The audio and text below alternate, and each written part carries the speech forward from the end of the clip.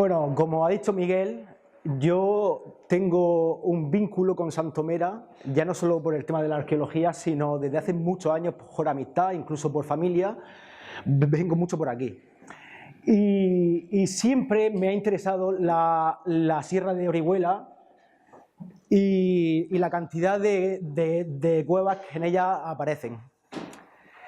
Y desde hace años, tanto solo como con Alfonso Simón, un vecino vuestro, vengo aquí a la zona de Santomera y nos dedicamos un poco a prospectar la sierra y la zona limítrofe.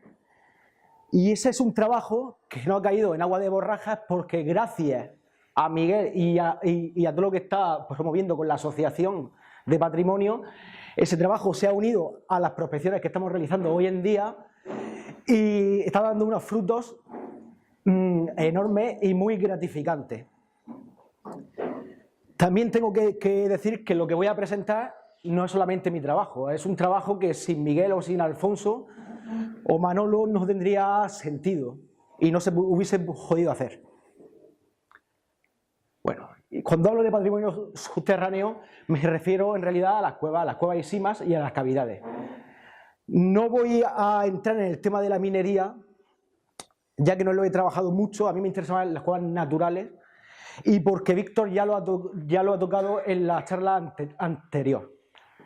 Así que me centraré en las cuevas naturales y principalmente en las cuevas que tienen patrimonio arqueológico, ya que se me presenta la oportunidad de aunar las dos disciplinas en las que yo trabajo, que son la arqueología prehistórica y la espeleología. Como a modo de introducción, una breve muestra de la serie de cavidades, tanto pozos como catas fallidas o galerías principales de la mina de Siscar, a raíz de una prospección, gracias al mapa que me ha preparado el amigo Miguel. Podemos ver que prácticamente toda la zona de la mina y toda la ladera, hasta una cota bastante alta, están repletas de respiraderos y de galerías, lo que nos puede dar una idea de la envergadura y de la importancia que, como ha dicho Víctor, tuvo que tener la mina de Siscar. Así, por ejemplo, aquí podemos ver una cata minera y dos respiraderos, dos de los principales, que están justo por la parte de atrás de la mina. Y aquí ya me adentro al tema de la arqueología. En los puntos rojos he señalado las cavidades que hasta ahora han presentado restos arqueológicos en el municipio. Estamos hablando de más de 10 cavidades, algunas de ellas con unos restos muy ricos y que han de tenerse muy en cuenta en cara al futuro y muy en cuenta para intervenir en algunas de ellas con prioridad absoluta. Podemos ver como la mayoría se encuentran en la ladera de la Sierra de Orihuela, en el contexto del Cabezo Mal Nombre con su poblado calcolítico y en el contexto del Cabezo de la Mina.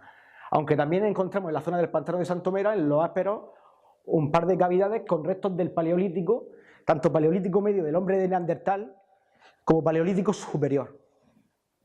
Y en el Bermejo encontramos también una serie de cavidades con restos del Paleolítico y cuevas de inhumación, es decir, cuevas con enterramiento humano, posiblemente de época calcolítica de la edad del cobre. Es el periodo en el que abundan ese tipo de enterramientos en cuevas. Y finalmente, en la Sierra de Balumba, en un par de cuevas de las muchas que tiene, también se han hallado restos arqueológicos, en este caso restos cerámicos, tanto de la edad del bronce argárica como de época ibérica. Aquí podemos ver una muestra de las cavidades. Este es un abrigo, una cueva que colapsó la visera, una cueva paleolítica que está en los ásperos, en la cueva de la Capilla. Y va a dar muchas sorpresas en un futuro. Aquí tenemos una cueva que de momento no la hemos bautizado, está en el Bermejo y en ella se encontró sílex hallado. Y esto es una cueva que está en el Abrigo Grande y es una cueva de enterramiento. Simplemente es una pequeña muestra de los tipos de cavidades diferentes, cavidades abiertas en diferentes estratos por meteorización, cavidades kársticas, como este abrigo, o cavidades, oquedades, más bien, abiertas en una diaglasa que conforma el final del abrigo en el que se encuentra esta oquedad. Aquí podemos ver otra serie de cuevas, en este caso una sima. Las simas no abundan, tenemos una sima natural muy interesante en la zona del Quijar, arriba en la cima de la montaña. Y esta sima, que es una cueva de enterramiento, una cueva de inhumación múltiple de época calcolítica. Esto es una pequeña oquedad abierta por meteorización de la roca, en la que también se hallaron restos humanos de época prehistórica. Y esto es una oquedad abierta en un plano de fractura ortogonal que también contiene restos subhumanos. El caso es que la mayoría de las cavidades que se encuentran aquí son de pequeños desarrollo y se suelen abrir en diaglasas, como este caso, o sea, una diaglasa es una fractura, o por meteorización de planos ortogonales, o sea, planos rectos que se abren en las calizas dolomíticas, que tienden a fracturar de esa forma.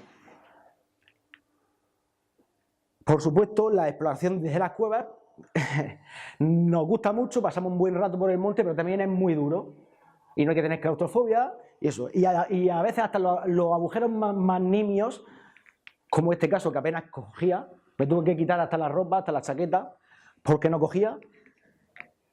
Aparecen sorpresas como esa, una sima con restos humanos en abundancia, al menos de 7 individuos, según pude contar, según los diferentes tipos de restos óseos que hallaba en superficie. O esta parte, en la que podemos observar perfectamente una mandíbula humana. Y restos en superficie, como en este caso. Son unos molares humanos, unas falanges y una lámina de sílex, probablemente de época calcolítica, seguramente, con toda probabilidad. Pero claro, hay una cueva que merece un especial interés y es la cueva que ha motivado que realice esta presentación. De hecho, esta presentación la he realizado para no redundar en lo que ya hablaron los compañeros de la Universidad de Murcia ayer, Ignacio y María. Una pequeña muestra de cómo es la cueva.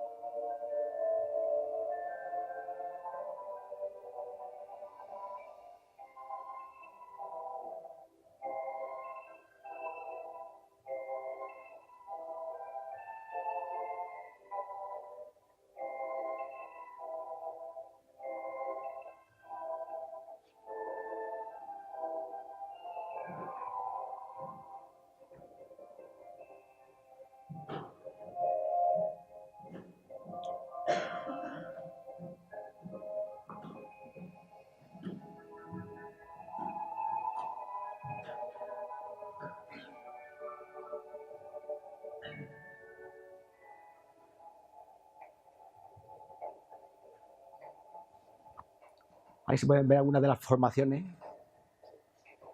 que tiene. Es una cueva kárstica, no es una yesera, como la gente se piensa, es una cueva kárstica, una cueva natural.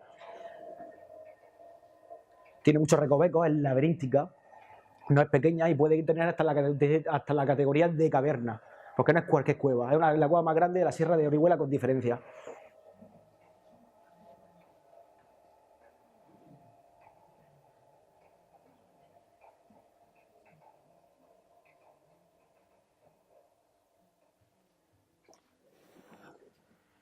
La cueva de la Yesera, bueno, es una yesera, efectivamente, porque se ha explotado en diferentes partes porque afloran yesos del Triásico entre las calizas dolomíticas de la misma época, y podemos apreciar 4 zonas diferenciadas. Yo lo he llamado zona 1, la zona principal, donde está la cueva de la Yesera 1 y la cueva de la Yesera 2. La cueva de la Yesera 1 aparece por aquí, la de la Yesera 2 aparece por aquí. La zona 2, la zona 3 y la zona 4. La zona 2 y la zona 4 son zonas mineras eminentemente... sus oquedades son artificiales completamente. No así ocurre en la zona 3, que está explotada por la minería, pero se puede apreciar la continuidad de la cavidad hacia abajo entre los derrubios y los colapsos. Pero en la zona 1 es donde sí que se puede apreciar perfectamente el origen natural de la cueva y la envergadura que tuvo que tener en su momento. Porque todo, prácticamente, toda esta zona que está colapsada por la minería, era toda una gran sala, al menos, o diferentes salas intercomunicadas a 2 niveles. Y la sala debía ser muy grande y alta, porque el colapso, que es muy reciente, como explicaré ahora, ha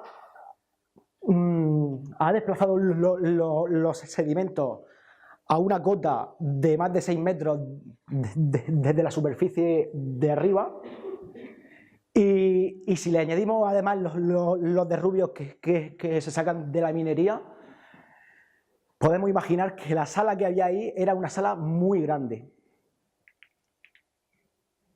Aquí vemos dónde está la Yesera 1 y la Yesera 2. La cueva de la Yesera 1 es en la que me centro, que es la cueva natural que hoy en día queda. El resto están colapsadas y no se puede acceder a ellas. La Yesera 1 tiene una pequeña explotación de yeso en su interior, en la parte más profunda, pero es una cosa muy somera. Y tiene una espeleometría, tiene alrededor de unos 150, 140 y pico metros de desarrollo y unos 34 metros de profundidad máxima. Y aquí, donde marco los círculos rojos, son las zonas del complejo donde se pueden observar el techo de la sala original y la caída de la cueva original. Esta es la boca actual de la Yesera 1, o sea, de la cueva que he investigado.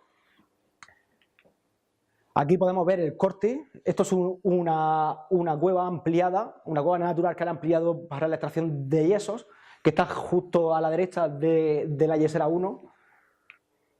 Y podemos ver aquí el corte, los sedimentos de época cuaternaria, tanto del Pleistoceno como del Holoceno, cómo llegan a esta época reciente y se produce un corte abrupto. Se superponen encima de las calizas y de los yesos de época triásica. Aquí también lo podemos apreciar. Una presencia de arenas y gravas de morfología heterométrica que se han desplazado desde la ladera de la montaña. Hay presencia de rocas carbonatadas, pero también hay presencia de pizarras y de filitas y de cuarcitas.